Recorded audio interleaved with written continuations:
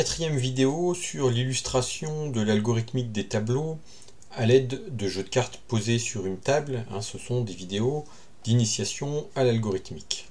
La question qu'on se pose, c'est on a un tableau comme ça, donc là on modélise ça avec un jeu de cartes, là j'ai des cartes comme ça, et je souhaite savoir quel est le plus petit numéro de cartes que j'ai dans ce tableau. Peu importe que ce soit pique, cœur, carreau, trèfle, est-ce que la plus petite c'est un 3, un 4, un 2. Si on fait ça à l'œil nu, on balaye plus ou moins le tableau avec une vision un peu globale et on voit, ah, il y a un 2 de cœur, un 2 de trèfle, la plus petite carte c'est un 2, il n'y a pas d'as.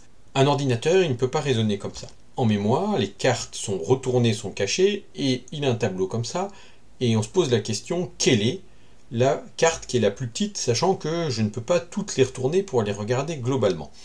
Et donc, on va réfléchir à cet algorithme en se disant, comment trouver, quand on a des cartes posées sur la table, comme ça, retournées, comment trouver quelle est la valeur de la plus petite carte, sachant qu'on ne peut pas mémoriser de valeur de carte. Alors j'ai mis sans rien mémoriser, mais on peut mémoriser des positions, et voilà, et qu'on peut retourner que 2 cartes à la fois pour comparer la valeur de 2 cartes. Alors ça, on va faire ça à l'aide de 2 jetons. C'est pour ça qu'on a le droit de mémoriser des positions. On a un jeton rouge et un jeton bleu. Au début, on les met ici. Et en fait, le jeton rouge va parcourir toutes les cases du tableau, et à chaque fois que le jeton rouge est sur une case, on compare la carte où il y a le jeton rouge avec la carte où il y a le jeton bleu. Et si la carte du jeton rouge est plus petite que la carte du jeton bleu, on déplace le jeton bleu au même endroit que le jeton rouge. C'est-à-dire que le jeton bleu sera toujours sous la carte la plus petite parmi toutes les cartes qu'on a déjà vues avant. Donc on va faire dérouler l'algorithme comme ça, et on va voir que ça s'écrit exactement comme ça, si on l'écrit par exemple en Python. Donc là c'est ce que je viens d'expliquer, on déplace le jeton rouge à chaque fois vers la droite, on regarde la carte sous le jeton rouge et sous le jeton bleu. Si c'est plus petit sous le jeton rouge, on déplace le jeton bleu à la place. Donc je vais illustrer l'algorithme, mais voilà comment on traduit ça en code. Le minimum d'un tableau, donc bleu et rouge sont deux variables qui contiennent des valeurs d'indices du tableau.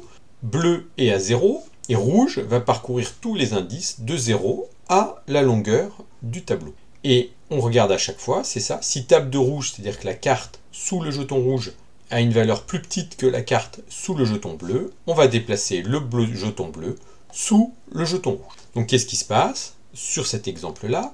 Au début, bleu vaut 0, rouge vaut 0, on compare deux cartes qui sont la même, c'est inférieur ou égal, oui, on déplace le jeton bleu au même endroit que le jeton rouge, mais il y est déjà, donc en fait on ne le bouge pas. Ensuite, on déplace le jeton rouge et on retourne ces deux cartes. Et on regarde, est-ce que la valeur sous le jeton rouge, ici, table de rouge, est-elle plus petite ou égale à la valeur sous le jeton bleu? Oui, parce que 4, c'est plus petit que 10. Qu'est-ce que je fais? Bleu, je le mets au même endroit que rouge. Je vais déplacer le jeton bleu ici. Maintenant, c'est fini pour cette itération de la boucle. On revient ici et on va décaler rouge d'un cran. On retourne les deux cases. Est-ce que c'est plus petit? Non.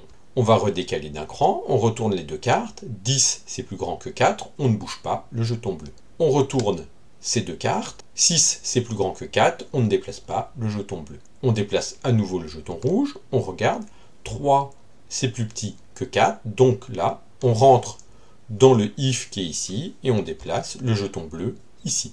On regarde maintenant encore une fois, 5 c'est plus grand, on ne change rien, 9 c'est plus grand que 3, on ne change rien, 3 c'est plus grand, donc comme là c'est inférieur ou égal, on va déplacer le jeton bleu. Si on avait mis un inférieur strict ici, ça retournerait aussi une valeur minimum, mais là on ne déplacerait pas le jeton bleu. Et comme c'est inférieur ou égal, on déplace le jeton bleu.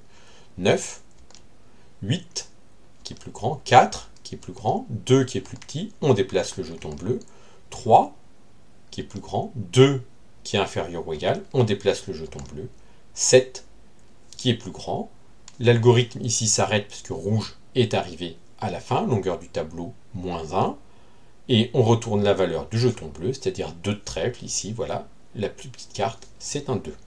Si on avait mis un inférieur strict ici au lieu d'un inférieur ou égal, en fait le jeton bleu se sera arrêté sur le 2 de cœur, et le tableau aurait retourné 2 de cœur.